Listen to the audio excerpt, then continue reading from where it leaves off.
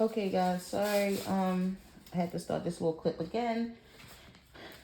My kids tend to need me the most when I'm doing my nails.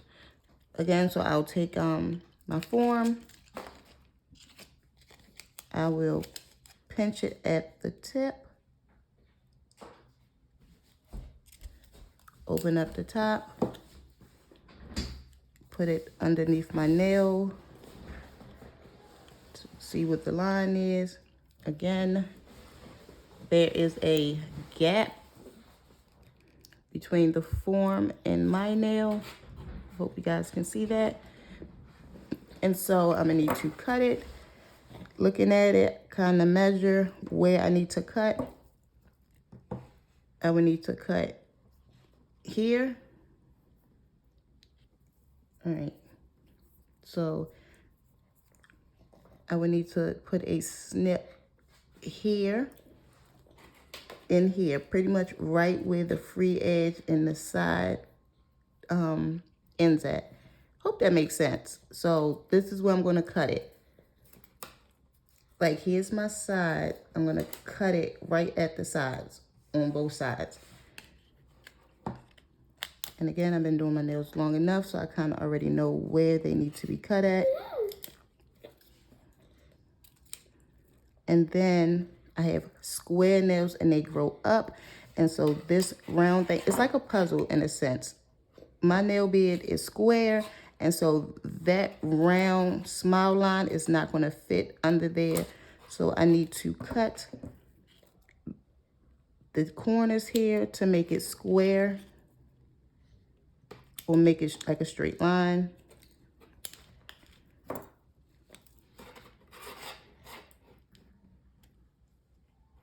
And then now it fits up under there.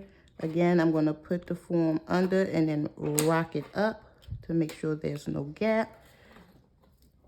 Now I'm going to look and make sure my line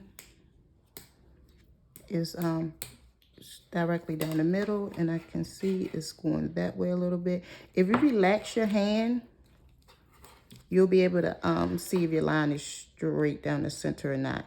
A lot of times if we hold our hands out, like, you know, we can't tell if it's straight. Okay, it looks straight from what I can see. I'll close that second tab, take another look. And now I'll pull these ones and squeeze underneath to make sure it's nice and tight under the finger. And then I'll open these here. When I open these tend to like push it up some more. Because like I said, my nails grow upwards. And so when I squeeze it here, it kind of pushes it up. And that is pretty much how I'll do my forms. Let me grab a few more. I always do my thumb last and separately. Another form, I'll take it, close that one tab, and then open it. Guys, what you gotta remember is what may work for me may not work for you. And so just because I don't do something the way you do it doesn't mean that the way I'm doing it is wrong or the way that you're doing it is wrong. You gotta kind of get a feel for it and do what works best for you. All right, again, same problem. If I put it under there, you can see that huge gap in between. And so, again, what I am trying to do is to relieve the pressure. And so, I'm going to cut it here on this side and that side.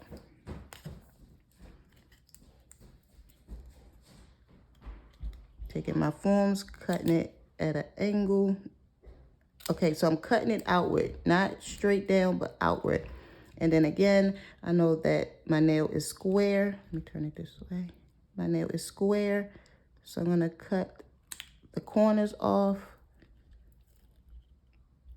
on both sides so I can get it to fit up underneath. And that would do, but I'm just going to cut this part, cut this side down a little bit lower.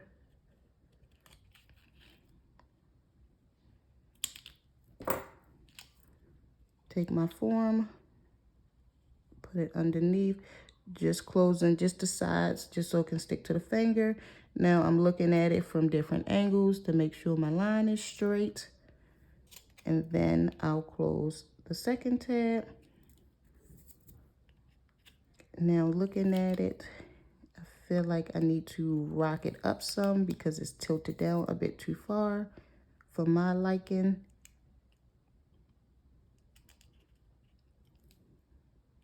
Okay, checking it again. And then we will squeeze these tabs here. Squeeze them tight up under the finger. Squeezing it just to where the finger end. Looking at it again, and then I'll open the sides.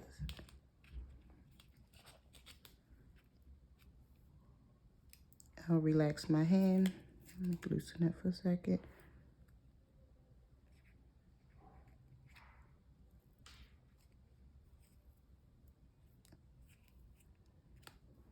My middle finger usually takes me the longest when applying it. It's like the worst finger of all my fingers. I'm just opening up the tips again. I don't know how to scope the coffin or any other shape. I usually just scope a square and then file in. Okay, that will do for now. Now for my pointer finger, which tends to be my easiest one, same process. I'll close that first tab, open up the top, check where the line is, see where I need to cut. Now, this nail, I have a, this nail have a smile line. So another thing before I do that, what you want to do when doing nails, I think it's very important to understand the fingers, understand the hand, understand the nail bits. And so when I say that, for instance, right, this nail and this nail, they both grow upwards. This nail is straight. If you can see where my dark line is, that one, this nail is a straight nail bed. This one have a half of a smile line, but it grows up. This one is pretty much the same. This one grows out straight and have a bit of a smile line, so I don't have to cut those corners. This one have a deeper smile line, so I don't have to cut those corners at all. But something when I scope, what I notice is that this nail bed is shorter than the rest. And so, for instance, if I scope this one down to, say, a 2, this one I would have to scope to like a 2 1/4 just for it to be the same length. But I'll go into that when I scope. But same thing, I'll take it, measure, cut. My pointer and my pointer and ring finger are pretty much the same size. So I cut them pretty much in the same spot.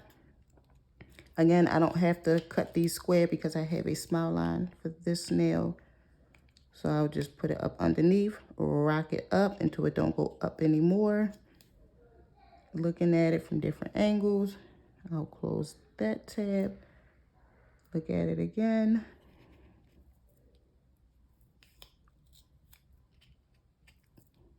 I feel like I can move my center line over a bit. Looking at it.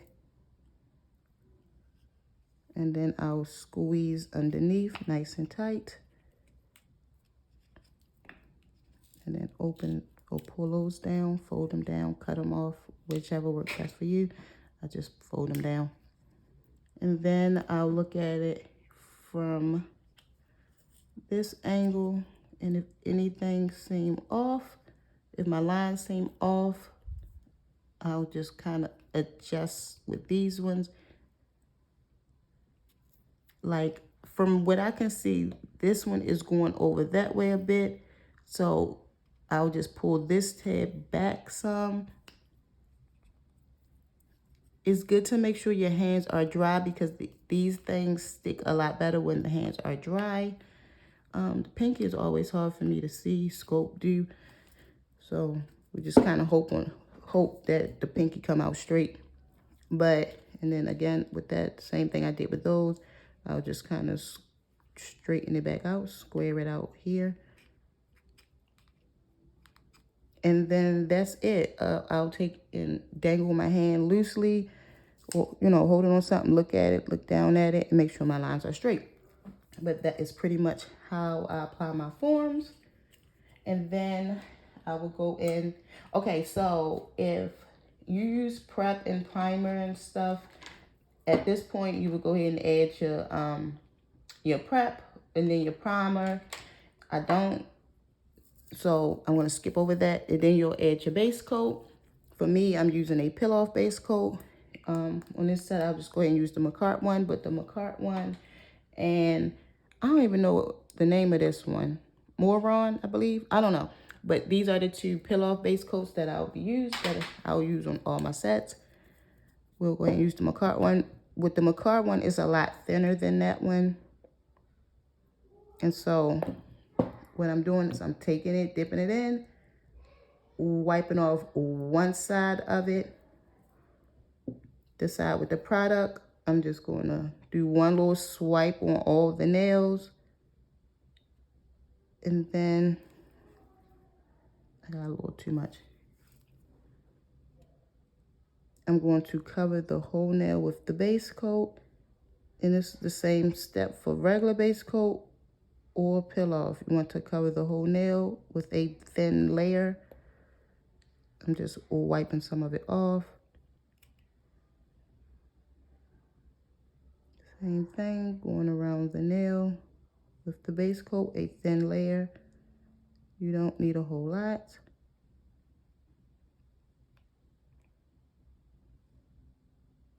And we'll do that to all of the fingers. Making sure that I have it all the way back to the cuticle area, but not on or under it. Now I'm just looking at it, making sure I have something covering the whole nail. So if you get burning from the light with the base coat step, I haven't experienced it, but I did see in one of Greg's Young Nail videos that your base coat may be applied too thick, and that's why you have burning. But I don't know how true it is. I haven't experienced any burning with base coat. But okay, then I'll cure that. We'll just get that like a 60-second cure.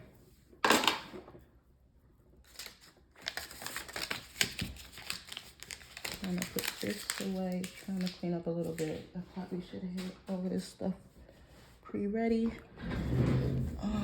While that's doing that, let me get some paper towels out.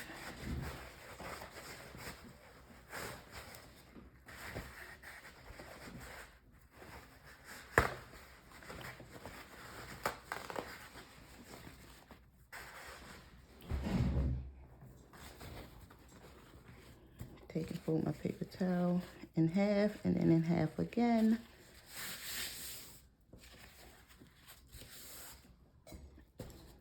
I usually just take a bottle and continue to refill it with alcohol. I just squeeze some into my top. While that's curing, I'll get my brush ready. So I'll just dip it in alcohol, wipe on the paper towel a few times just to get any gunk out from the previous set. And that is it for that. Okay, now what I do like to do is, because I use a peel-off base coat and because I usually build my nails up really thick, that it requires a lot of filing. So I will take some Protein Bond over top. Like if I'm just going to scope a basic set, I will skip over this step. But if I'm using multiple colors, which is most of the times, I'll use the Protein Bond. I'll take the Protein Bond over top of my peel-off base coat, just around the cuticle area, on all of the nails, and down the sides. Just bottle is almost empty. And what I have noticed by doing this is that regardless of how much filing I do to the nail still will stay on there. Sometimes when I file them and they so thick, I will start getting lifting in a corner or two. And so me using the Pillow base coat with the protein bond, I haven't had that issue. And so pretty much what I'm doing is I'm kind of looking at the form as if it was the nail in a sense. And so if I was to put my hand together like this and take my photo, like I don't like that this one is going all the way over that way, even though my fingers are crooked. So I'll try to pull that back that way a little bit straighter. Same with this, even though my nail go that way, I kind of like to pull it in the opposite direction just a little bit, not too much because it will show. The nail would look crooked, but just a little bit. And then loosen it up. That looks fine.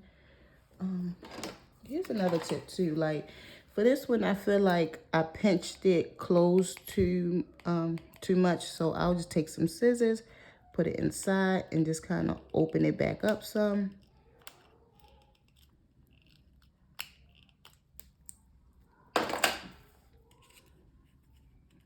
Making sure it's still secured tightly up underneath. And that will do.